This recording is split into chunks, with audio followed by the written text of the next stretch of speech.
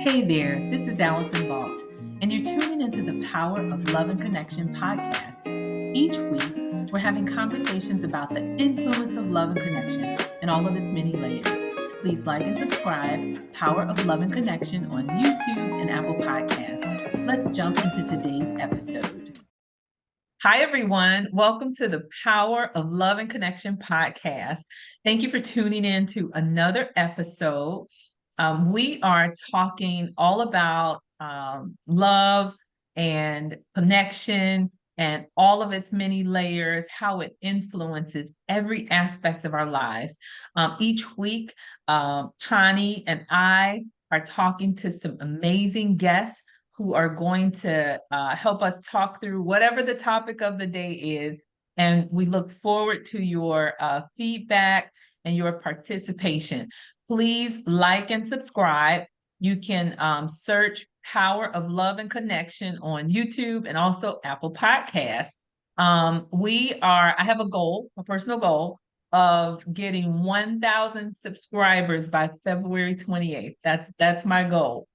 We already have 26, so have a really good head start, and looking forward to talking with you about love and connection and how it has influenced your life in any capacity. All right, we're going to go ahead and get started. I'd like to introduce both of our special guests for tonight. I'm actually going to allow them to introduce themselves. We have Connie, who is our amazing co-hostess with the mostest. And then we also have a special guest tonight, Phyllis Rodgers. So they're going to introduce themselves, and then we're going to jump into tonight's topic. Tonight's topic is one for the ages. It's okay not to be okay. That was actually a topic that Phyllis suggested. And of course, since it was her suggestion, we gave her an opportunity to come and participate on the show and talk to us, have a conversation with us about her experience, her insight, her wisdom, and really just break down this "it's okay not to be okay" topic. So I'll turn it over to Connie. Hi, I'm Connie. I'm also known as the Unapologetic Stiletto, which is about empowering women to be stilettos, even if you only wear flats. So I'm happy to be here and excited about this topic tonight. Phyllis? Hi, I'm Phyllis Rodgers. A little bit about me. I am the founder and CEO of Peer Plus Education and Training Advocates, a registered nonprofit in the state of Illinois. And we just celebrated 22 years of being in business. So that is a milestone. And I'm just so happy to reconnect with our friend here, Allyson. Allyson and I met before she transitioned to, you're in Florida, right? I'm in Florida, yes. Yeah, before she left for Florida. And when I saw this, I said, well, you know what? Let me give it a chance. I've never done a podcast before, so, I don't have anything to lose. And we want to help you to get that 1,000. That's right. That's right. So thank you for having me. Phyllis, what a coincidence. I've never done a podcast before either. Connie has some podcast prep in her yeah. So to come. It's coming, the unapologetic stiletto. Yep. Unapologetic stiletto is on the horizon, and we can't wait to really cross promote that along with the power of love and connection. So Phyllis, we're new at this too. What we are not new to is conversation, having good girlfriend. This is good girlfriend conversation today. There are going to be a lot of women on these shows. We're going to have some men, join us for some topics, but women are full of conversation and knowledge, wisdom, experience. And women make things happen, So I'm really excited about tonight's topic. It's okay not to be okay, because that's a I'm gonna say that's a topic that women struggle with across the generations. I mean, it's a topic that we all deal with in some capacity or another. When you shared the topic, I've been thinking about it probably for about a week when you first shared the topic. And the first thing that came to mind for me was my superwoman complex. And I so for years, if I took a moment to think about it, I can tell you exactly when. It was right before I actually met you. Somewhere we met between about 2015 and 2018. And right before that time, I had about 15 or 20 Superwoman tees that I wore, shirts, and I really owned those. Like, I owned that Superwoman mentality, being able to do everything all the time, cater to everyone. And it was wearing me out. It was wearing me out. And I remember this moment. It's probably about 2 years before I moved here, maybe around pandemic time, when I was standing in my closet with all of my Superwoman shirts, and I was just extremely overwhelmed with whatever was happening. I don't remember what was going on, but I remember this moment. And I went in the closet and took out every one of those shirts and put them in the garbage. Oh, wow. And for me, that was a pivotal moment. It was the moment where I owned that I wasn't okay. And I didn't tell anyone. This is probably the first time I've ever shared that. I don't think I've talked about those shirts and that whole Superwoman complex until just now.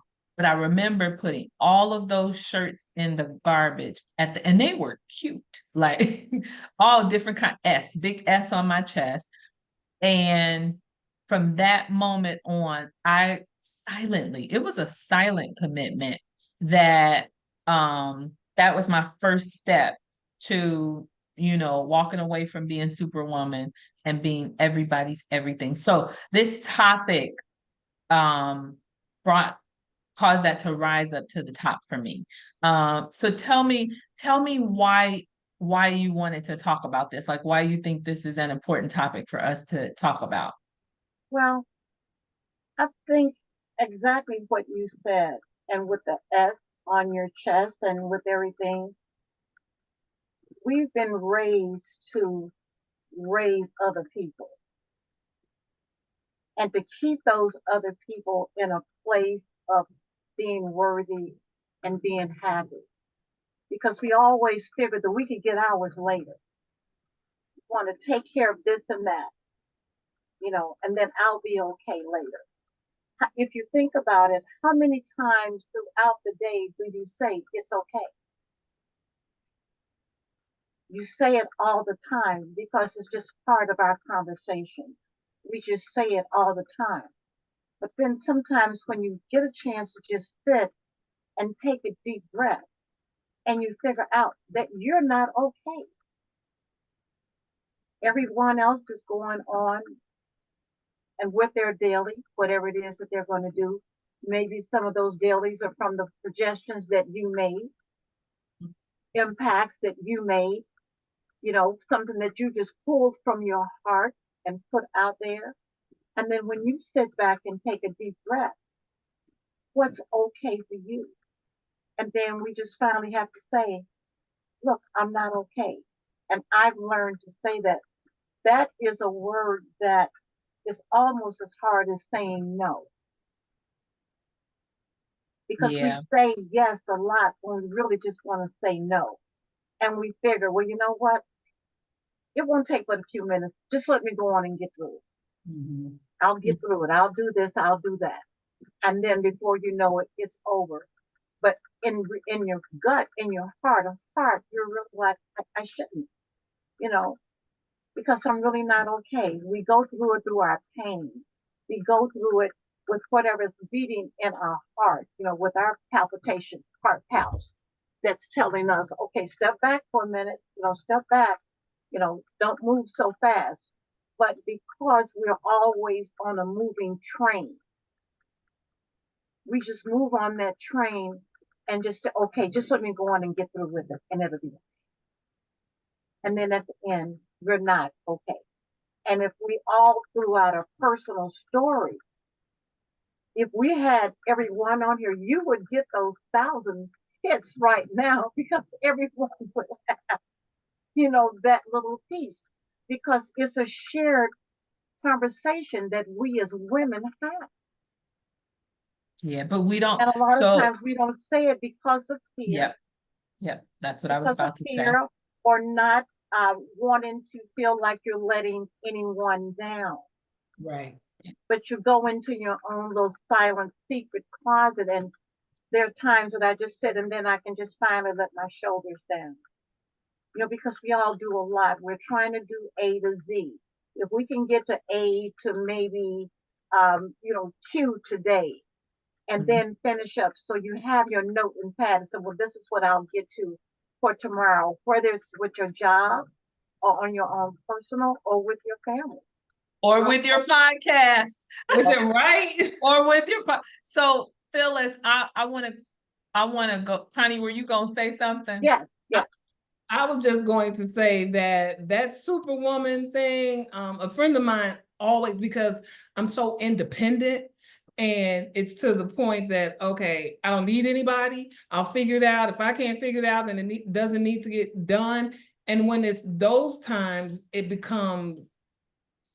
builds, it mounts and mounts and mounts to the point that you're almost, if not at a breaking point, because it impacts your health, it impacts your psyche, it impacts all of that. And you don't realize it until you're just about out of it. And you're like, okay, let me step back and take a beat. But sometimes, the majority of the time when that happens is when we're at our breaking point versus getting to that before, when we see the red flag, ignoring it and say, okay, it's just going to take 10 minutes. But that 10 minutes could be something that's very, very labor intensive. That's a heavy lift. So I totally understand that. Totally get that. Yeah. And Phyllis, that's the question I was about to ask. And Connie said it.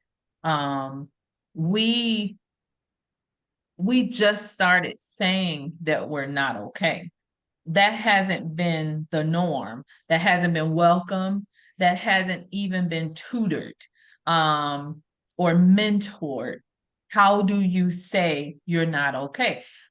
So I really enjoy listening to you. I was mesmerized and hearing that you've gotten to that point. What does it take to get to that point? Like, where do you start? So my experience, the whole Superwoman experience was, if it was, 2018, 2019, that was just 5 years ago. So the majority of my life, this Superwoman complex was in play.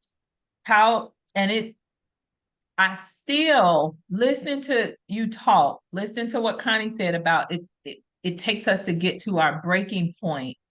That's usually when I say I'm not okay. It's at the breaking point.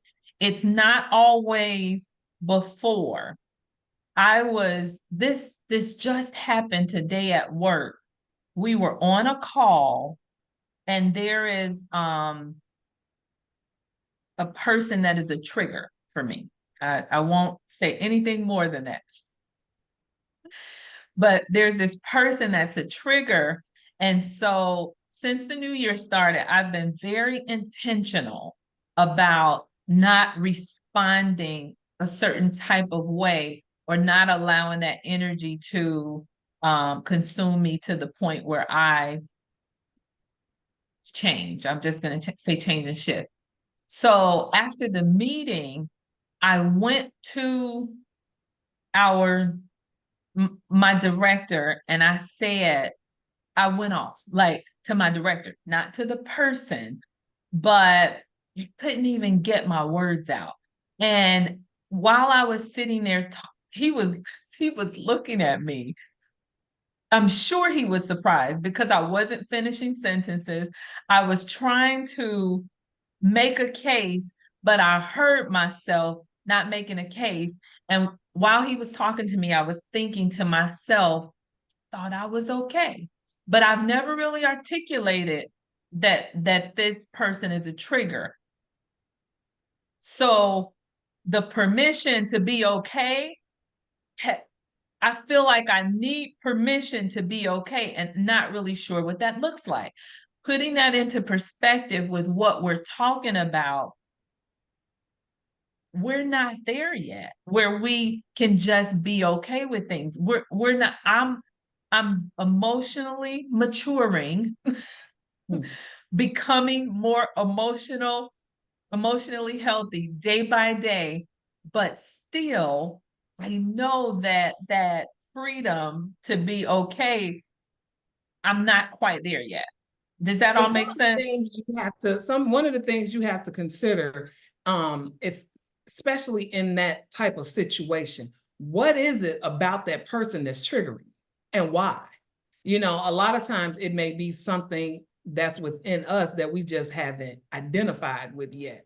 So it's a matter of, why do I allow this person to get under my skin like this? What is it about that? So that's something that needs to be delved into too. But you know, it's some people who just send us to the moon, but it's something that needs to be stepped back. Because I have those moments too, where you have those character building people. That's what I call them.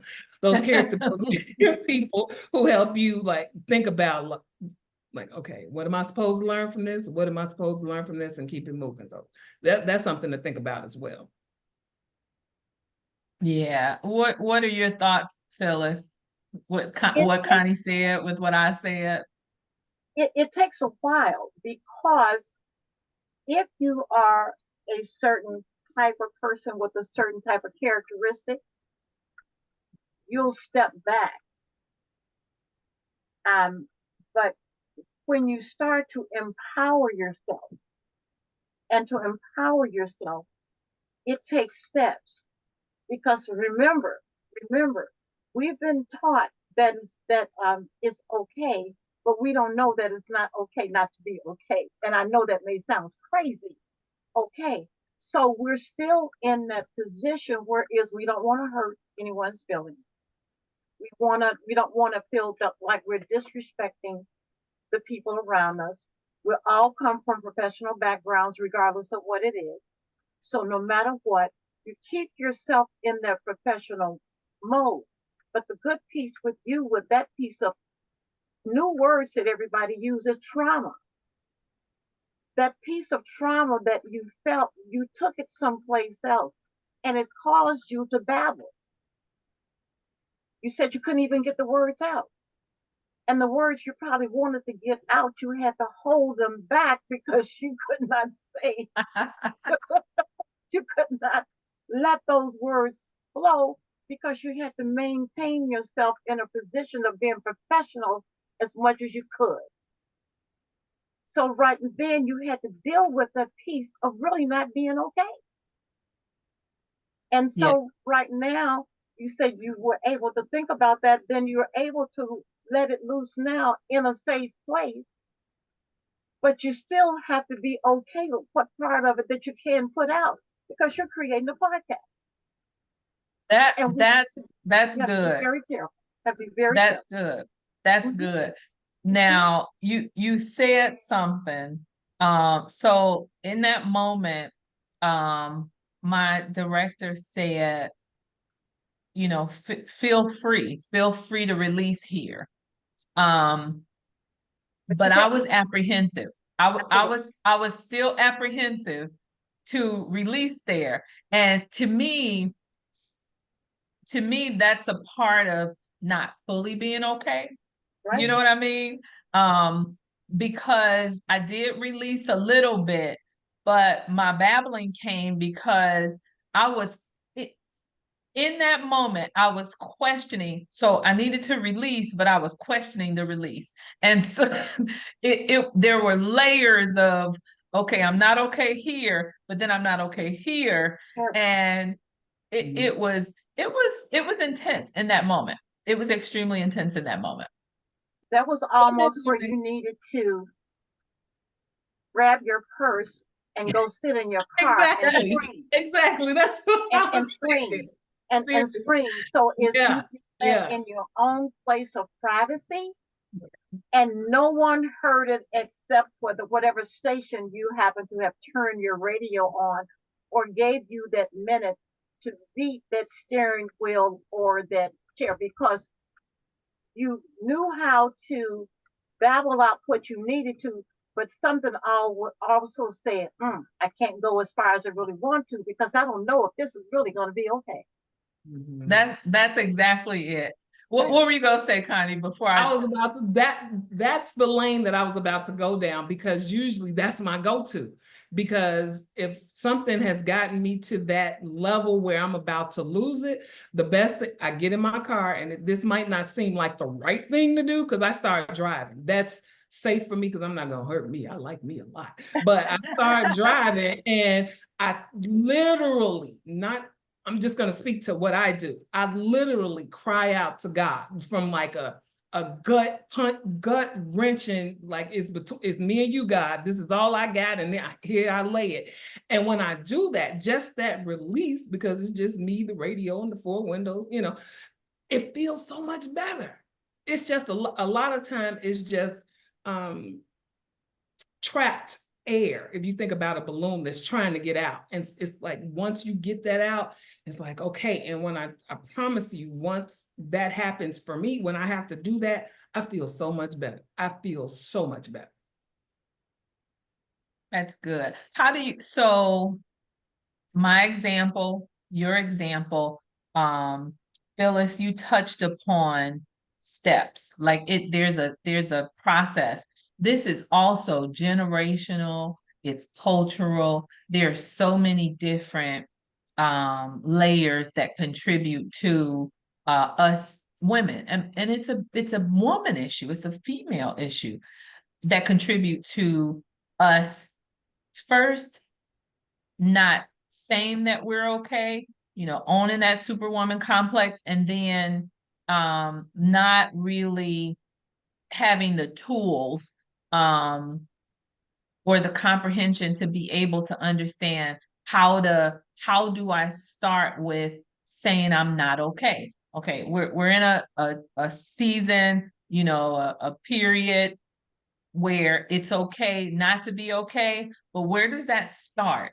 I hear all the time, I see all the time on social media, people saying, I just saw this at the beginning of this year. One of my Facebook friends said, some of y'all need journals in 2024, meaning that they're sharing too much on social media. Yes. And I get it. I journal.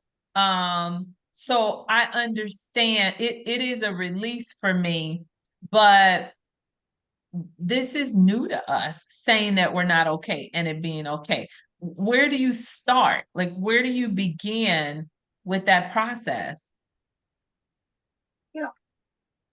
It's going to be different for everyone, for whatever it's going to be. Like you say, whatever that trigger is going to be, and probably inside of you, you wanted to just stand there and scream. But what you want to do is what I want to do is I don't want to put myself in that situation where I can't take it down, where it can roll so quick and it can get going. And that's when the adrenaline is pumping and the heart is beating fast and this and that. But I'll tell you what I did some years ago. I had a, bless her heart, she's deceased now, a mentor of mine. I worked in banking for a very long time. And during my time of being a younger woman, we lived in Glamour magazine. We lived in glamour to look like everything that was in glamour. You had to have your house this way and this that. way. And she told me, she says, when are you going to stop and live in your house and to be okay? And I never forget that. And I was very angry with her for saying that to me. Like, she don't know what she's talking about. I got my job and I'm doing this and that. But you know what? It took me probably 15, 20 years to understand what she was trying to tell me about learning how to be okay. And that things were going to be different for me as I matured and to understand. But what I do now is, and I don't want to offend anyone, I look at something when it's on me and I say, if I never see you again, will I be okay? And if I look at it that way, then I'm okay. If I never ever see you again, will I be okay? Phyllis, that is powerful. Yeah, That's some yeah. perspective right I have to there. keep myself in a safe place. Mhm. And that's not being self. We've always been taught if you do anything for yourself or whatever like that. What, oh, you know, it's Yep. within our community and our culture, oh, they think they're this, they think they're that, they're selfish and that. We've been taught that.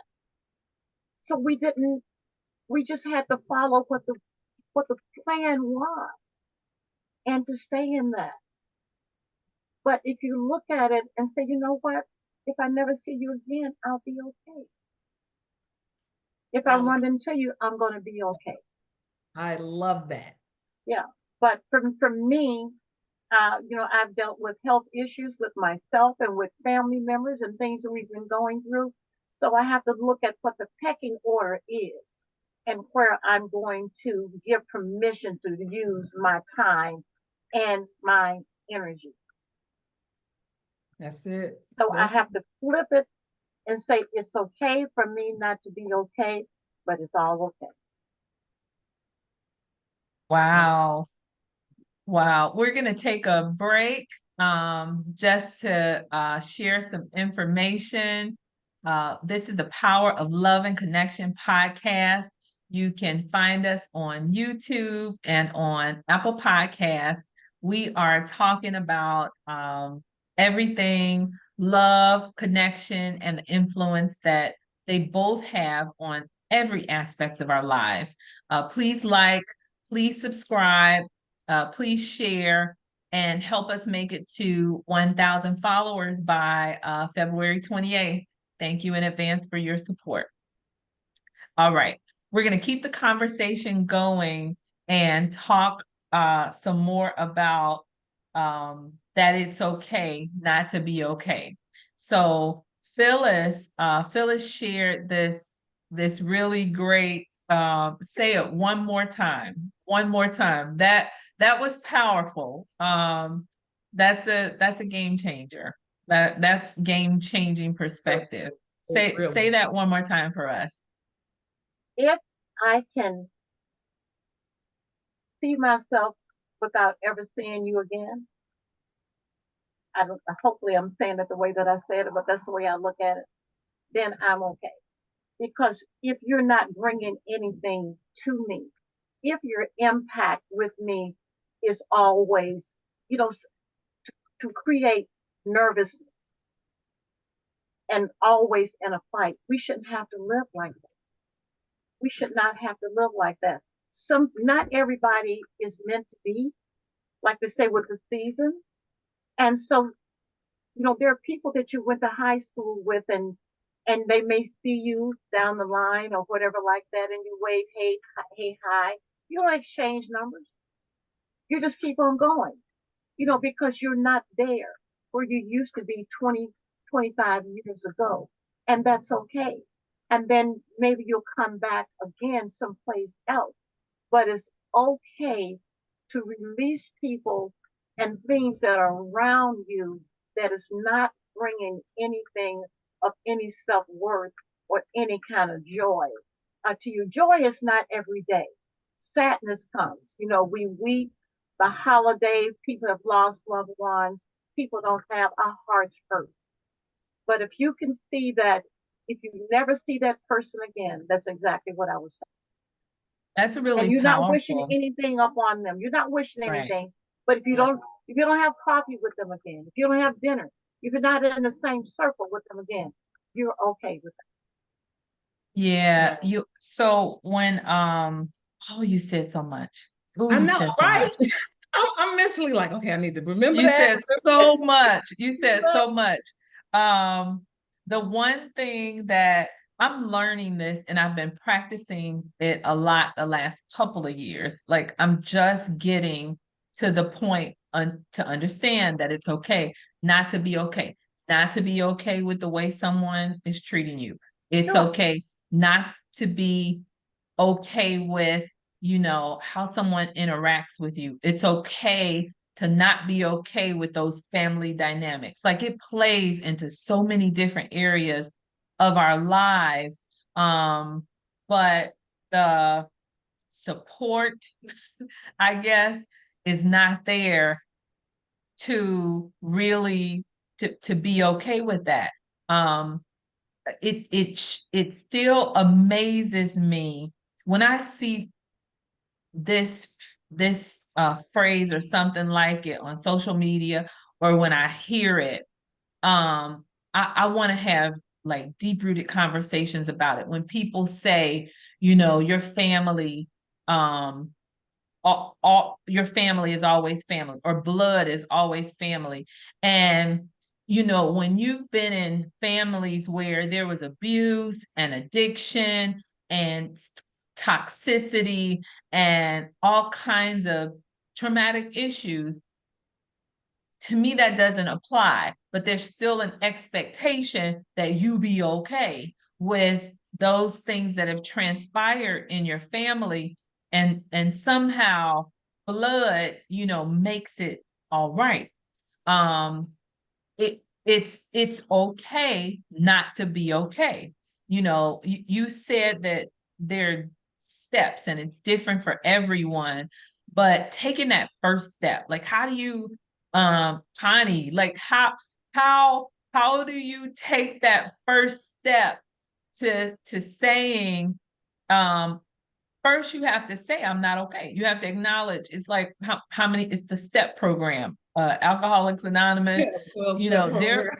first step. their first step is admitting that they have a problem. And Absolutely. I feel like it's very similar, with what we're talking about. You have to own that you're okay. And sometimes it takes a long time to articulate that, to express that, to own that. One of the things that and listening to everything that's just been said, my grandmother used to always say, and I live by it now, which was self-preservation is the first law of nature, right? So you have to take care of yourself before anyone else. What do they tell you when you're on the plane? Save, protect yourself first before you can help someone else. And it's been a couple of years, I'll say roughly 5, that if it does not feel right, I don't feel good about it, I'm done. Control, Alt, Delete. I'm unplugging the computer and throwing it out the window, because I don't want to, because I love me. So Yeah. if I don't love me, why should I expect anybody else to treat me the way I want to be treated? I have to start with the man in the mirror. And it's those, back to those reasons, seasons, and lifetimes of relationships. If you're not adding value, we've talked about this before, if you're not adding value and the relationship is not mutually beneficial and just one-sided, whatever the expectation is, you still have to be true to self, to thine own self, be true, always, always, always. Yeah. Yeah. And so, I mean, where do you start? You have to start, to me, it's just making the decision. Yeah. Making the Yeah. decision Yeah. that you're first. Everything else is secondary. You have to put yourself first, because if you're not okay, 9 times out of 10, whatever you're dealing with and associated with is not going to be okay either, because you're acting as a what do they call, a representative. You're even being a representative of yourself to any and everybody that you encounter and interact with, because you're not being true to you. And you should always, without unapologetically, be true to you. Always, always. It should be no exception. And if people can't accept that and who you are, and I always say no is a complete sentence, no matter what punctuation you put on the end of it. Be okay with saying no, just because that makes them uncomfortable. That's not your problem. Because at the end of the day, you want to be at peace by any means necessary. Yeah. There's a saying that I think Steve Harvey uses, and I don't do a lot of quoting. You know, when things are going awry, it's not your business. It's not your business. If that lunch group is having that big conversation about Allyson, you know, because of something that you shared that you thought you were putting in confidence with someone, it's not your business. But I can guarantee you, when it's time for it to be okay, you will know it. No one will have to tell you. You will know it because it's gonna feel different. It's gonna feel, as Connie said, when she gets in that vehicle and cry out and just take that drive and come back and whatever it is, she can just look at it in a different way and say, you know what? I'm glad that I drove away instead of replying in the way that she probably wanted to reply. So she saved herself and her dignity and said, you know what? Let me get in my car and turn on my favorite station and drive it out and walk back in and say, you know what? It's okay. I'm all good. I'm all good. And Look at the impact of what it is. Yeah, absolutely. That adjusts the temperature, not only for yourself, but people can tell when something has shifted about you. And especially in the event that they may be being shady to you, they know. They know because they feel the shift. And then that further should give you some type of solidification that, I knew it. Yeah, I see you. You know, without having to say a word. Be like, I see you. Yeah, that's good stuff. I remember, I think my shifts have come with changes in my decades. So at 20, I was a certain way. At 30, I was a certain way. I remember women who were ahead of me saying, wait until you get to 30. Wait until you get to 40. Ooh, wait until you get to 50. And you know, I didn't believe you don't believe it because you think, can a change in your age really have that much of a difference, much of an impact? But when I remember 40 and really blossoming into wanting to be myself, you know, wanting to be me. And then I remember the shift at 50, and it was as if the clock changed, and so did some of these things. I got more articulate, more expressive about the things that I liked and didn't like, the people I wanted to be around. And I felt this was interesting. You said this, Phyllis. I remember being around people that I didn't want to be around anymore. It was a dramatic shift. And so and I was okay with it. So I think that being okay with not being okay comes in, you know, in waves based on what area you're working on. But the people, the friendship part of it, that was probably one of the first areas where I was okay with not being around certain people anymore. I just didn't, even now, I'm amazed at how calmly I can just say to a male, I'm not interested, and not feel any sense of um duty to make that person okay with me not being interested. I remember doing that. I remember I was sharing just recently, my breakup strategy used to be, if I wanted to break up, I wouldn't do it. I would make him break up with me because I wanted him to be okay. And with 50, that shifted. That whole mindset shifted. And it's a shifting, like it's not 100% shifted. It's still shifting. And I think I hear it in what you're saying. Like you really have arrived at that point. Like you are okay.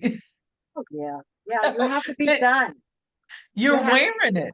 yeah, you have to be done and people can see it.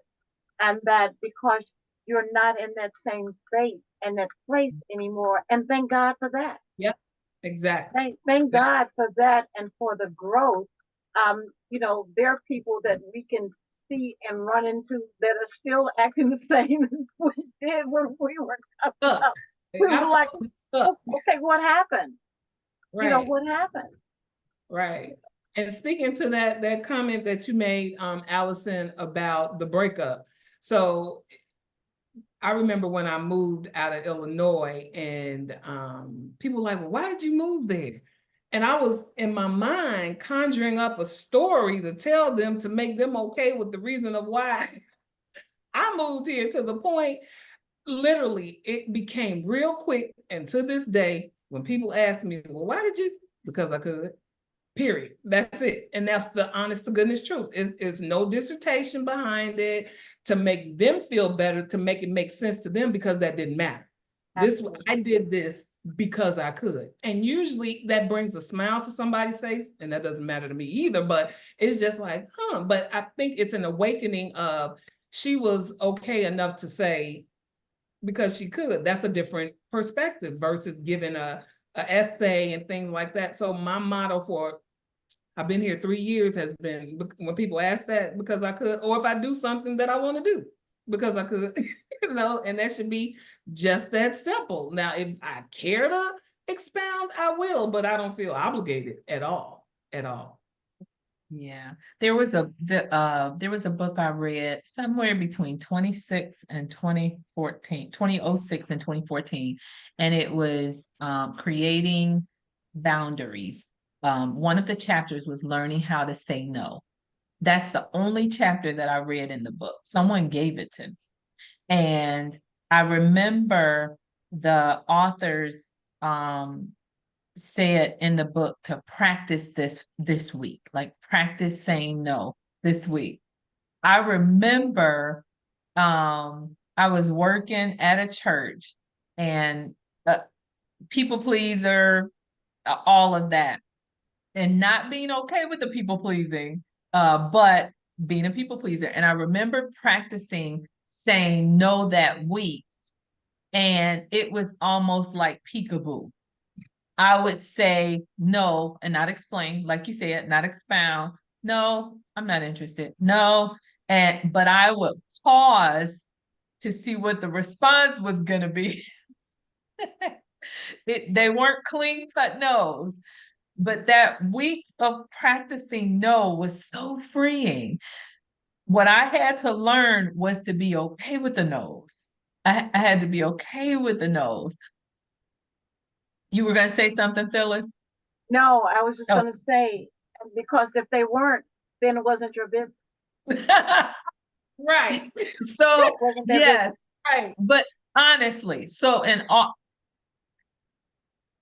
women, I would venture to say we're all 50 plus, right? Yeah. Great. It took me a long time to get to that place. It took me a long time to get to that place. I would love to have had, some younger generations, a 30, a 40, on at the same time with us to talk through this and see how unique and different the responses would be. Advice. So we talked about the steps look different for everyone. We know that. If you are on our next episode, we're talking about what you would say to your 30-year-old self. Oh, wow. I know it. I have so much to say to young Allyson. Oh, young Allyson, young. So let's do that with this topic, with it's okay not to be okay. when you know that at 30, at 20, even at 40 in some cases, we're not there yet. What would you all share? Like what would you share to younger you about being okay with not being okay? Oh, wow, that's a good question. It's a good question, isn't it? Isn't it? Yeah. One of the things that I just learned recently to be okay with is crying. Ooh. And because in my mind, prior to learning this lesson recently, and I'm talking about within the past year, not even a long time ago, is that that was a form of weakness. And to not be able to, nope, straight in your face, you got to deal with it, life goes on. But to now I'm learning to embrace whatever emotion it is and to feel it, because that's not something we suppress our emotions, especially, I'm just saying we suppress our emotions for, again, to make other people feel good. And on the inside, it's boiling up. And this is how diseases and things like that manifest. But learning to cry, like it's okay to cry and do the ugly roll in the floor like Joe did, just get it all out. And you feel so much better. But the lesson was, it wasn't okay to cry. Now I cry at, aside from, emotional, hormonal stuff, I'll cry at the drop of, if I feel that it's going to cleanse me, because that's what it feels like. It feels like you needed that rain from within to come out, to purge and things like that. So cry and be okay with crying. That's good. That's a good one. That's a good one. I would wish that I would have had the tools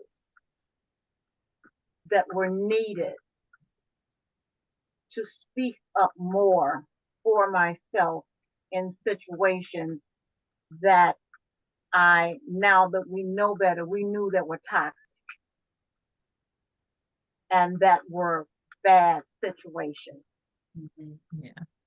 And that's the one thing now that the generations do that we never would. Look, it's instant gratification. If they don't like it, boom. They're not talking to you anyway. If you're not texting or in social media, they don't have anything to do with it. Everything that we had to do was face to face. It had to be in person.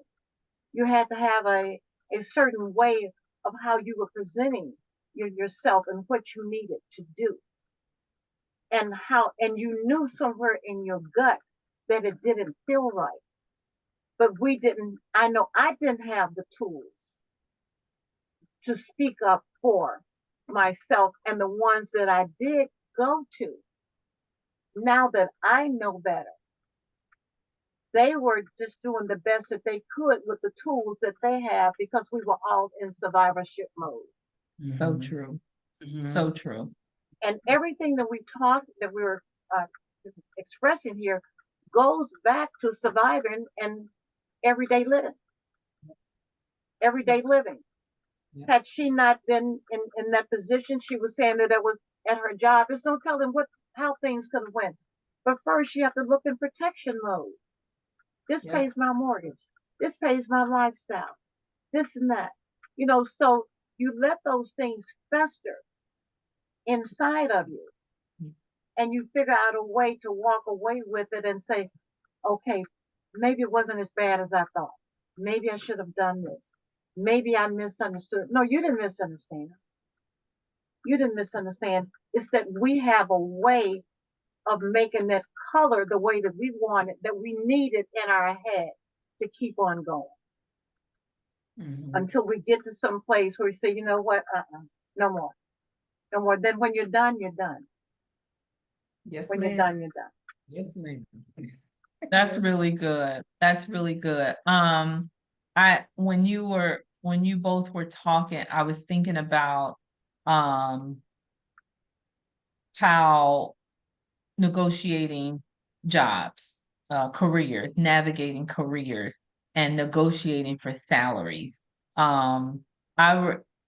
It's only been up until maybe 5 or 6 years ago, I never advocated for myself when it came to, maybe a little longer than that, but fairly recent, when I began advocating for myself, for what I wanted in a role.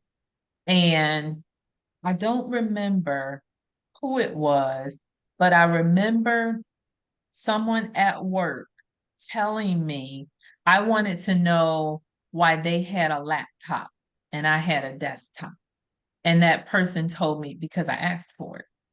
And it was something simple like that. And why did they get to leave early on Fridays? Because I asked for it. It was simple things like that. And I remember wondering, remembering that I've never asked for anything for myself when it came to negotiating salary. If they said, here's the amount, well, thank you. I was so grateful and didn't even question anything, just grateful for a salary. And so when You are killing me, Allyson. When I tell I you, speaking my language, honey, this I'm is recent. Continue. Go ahead. Go ahead. Go ahead. This is I'm just reflecting how long it took us to be okay with not being okay and saying, no, I'm not okay with that salary. I actually would like this. And I would also like to negotiate this. And I would also, that took some doing. I have girls that are on my team at work. And one of the things that I really encourage them to do is negotiate. Not just negotiate, but also think about where you want to go from here so that your work reflects not the current role that you have, but where you want to go. And mark those things for yourselves. Like, don't rely on me as your manager to remember all the amazing things you did. Advocate for yourself by marking those moments and successes and accomplishments and negotiate it. And it is so foreign to them. It's so foreign. It's so foreign. I hope my boss will hear this. It's not bad.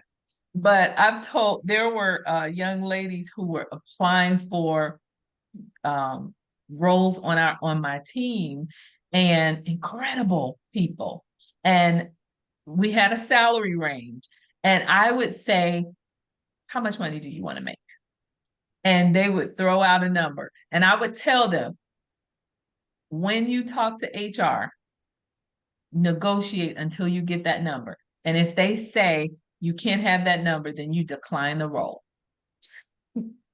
And one of the young ladies said she tried it and she went 2 rounds and they said no. And she was like, okay, I'll take it. She got scared.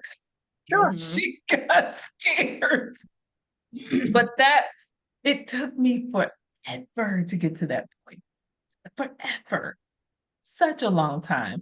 And so that would be my nugget to anyone watching this who may not have gotten to the point where they're okay with not being okay and being able to verbalize it and articulate it.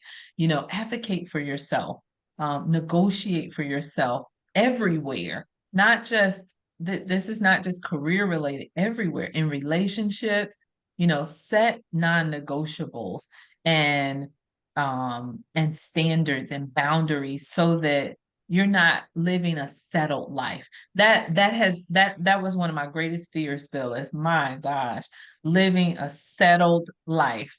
Like, this podcast is the fruit of committing to God, not to do that. Like, I don't want to settle. I don't care if it fails. I tried it. I did not settle for failure as an option. So yeah, that's good stuff, you guys. That is good stuff. That is good stuff. Anything else? Any other those were good nuggets for people who are practicing being okay. Do you have any others? Any good ones that you don't want to miss sharing as a part of this topic? Steps to being okay. Steps to being okay. I have two. I have two. Simple two. Travel. Yes. That's a big one. And travel does not mean you have to go out of the country. You need a lot of money. You have to fly on a plane. It could be go to the next town over and try something new. Like go to a mall in a different city, you know. Really just travel, move out of your sphere and your space to be able to see beyond where you are and just understand that there's a whole beautiful world. I used to change jobs every 3 to 5 years. I had one job that was like 7 years. But the reason I did that is because I've always believed that this world is too big to be sitting in one place. Mm-hmm. I love Yes. that. I Yeah. love that because it's so much. It's so much to see. Such a the beauty of just the fresh air Mhm. that you think about. And what you're saying is you don't have to go far just to be able to take a deep breath and take it in and sit at a different type of restaurant, try a different meal, a different cuisine, try something different and say, okay, at least I checked that off my list. Now, I may not like it, but at least I tried it. You tried it. At least you tried it. At least you You tried tried it. You tried it. You tried it. And back to that settling piece, that was good, Allyson, because I won't say I was settling. Well, maybe I was, if I'm being completely honest with myself. I was recently strongly with a twisted arm behind my back, considering moving back home. And as I was going with that, I was looking for all type of ways where not to say that this still won't be my reality, but looking to have dual residency because I love it here. I absolutely love it here. And I was like, I knew in my heart of hearts, I didn't want to move, but I was going to do it for what I thought was the greater good. And I'm like, okay, God, I need you to talk to your girl. I know you. I need you to make it crystal clear for me. And recently I made the decision to stay. Other things helped me make the decision to stay, but I'm staying put. I love it here. And I know back to that settling point, if I had moved back, I wouldn't have been feeling good about it, even though it's a beautiful place and all of my family and everything is there. So what I said I would do is go visit them every other month, but come back here and just make it work. Because to live there, absolutely not. I love y'all, especially y'all who know who I am, but I'm not coming back permanently like that. But yeah, it's just that settling part because I know going back, it would have been a settle, and I would not have been authentic. Okay. You wouldn't have been okay. That's the title of the You would not have podcast, been right? okay. You would not have been okay. You would Yeah, not have been okay. yeah. Okay. Any closing? This was so good. This makes me want to talk to do it, in a broader setting, because I know that so many women especially will benefit from this conversation and would benefit from a larger conversation about that it's okay not to be okay.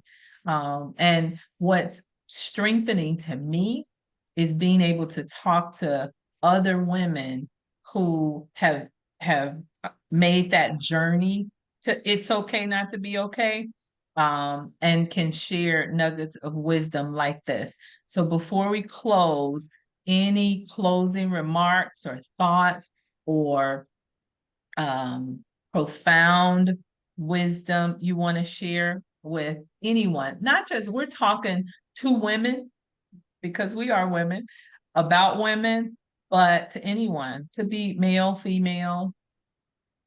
It's okay not to be okay. Closing thought. Well, I'll start if you don't mind. And again, thank you for the opportunity. It's wonderful to see you, and you're looking wonderful. And I hope everything is going great for you. And it's okay that you're taking the chance on something new. Who knows how long you have this in the back of your head? And if it works, it works. If it doesn't, it doesn't. But you know what? it's going to work because it's okay, because you're going to make it be okay. Look at what you're doing tonight. You're opening it up and just having a regular conversation. What I call is my chat and choose. We just chat and just chew, and people just chime in. So I just want to thank you and to know that it's okay not to be okay, but to know that it will be okay if you give it that chance. If you give it that chance. That's powerful. I wore the wrong glasses tonight. I have several, but my most recent pair of glasses that I bought, and these are all prescriptions, by the way. On the side of it, I have engraved "All is well" on both sides. Wow. And that's how it is. All is well, no matter All is what well. it is. All is well, and I have it as all period is period well on both sides. So it's interesting. I bought the wrong pair tonight. But yeah, Wow. that's one of my mantras. Like, all is well. I don't care what it is. All is well. All is well. All is well. All is well. Wow. Thank you both. I love the last thing you said, Phyllis. If it's not okay, it's going to be okay. I think that perspective is that's eternal perspective. All is well. If it's not okay, it's going to be okay at some point. And so that's extremely encouraging to me. And those of you who are listening, watching, I hope it was all encouraging to you.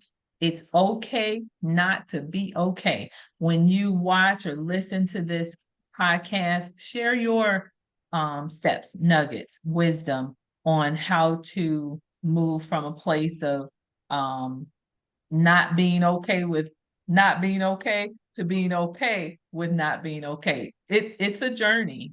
We don't want to give you the impression that it's easy and we just arrived at that point. It was a life lived with experiencing not being okay to get to that point. So please share your comments.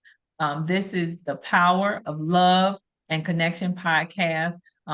So grateful to our special guest tonight, Connie and Phyllis. Please like the podcast, share it, subscribe. We are on YouTube and also on Apple Podcasts. We will be releasing live episodes, new episodes, not live, maybe live at some point, but new episodes Tuesdays at 7 p.m. Eastern time. And we'll be talking all about the influence of love and connection and all of its many layers. Help me get to 1,000 subscribers. Thank you for the 30 people so far that have taken the time to subscribe. We have some really incredible topics and guests coming up. I'm sure Phyllis is going to be back. I'm sure she's going to be back. This is too Thank rich. you. Too rich, not to do a repeat sometime soon. So thank you all once again. Power of Love and Connection podcast. Subscribe, YouTube, Apple Podcast. We look forward to talking to you soon. Have a great night. Thank you for listening to today's episode of Power of Love and Connection podcast. Each week, we're having conversations about the influence of love and connection and all of its many layers. Please like and subscribe Power of Love and Connection on YouTube and Apple Podcasts. See you next time.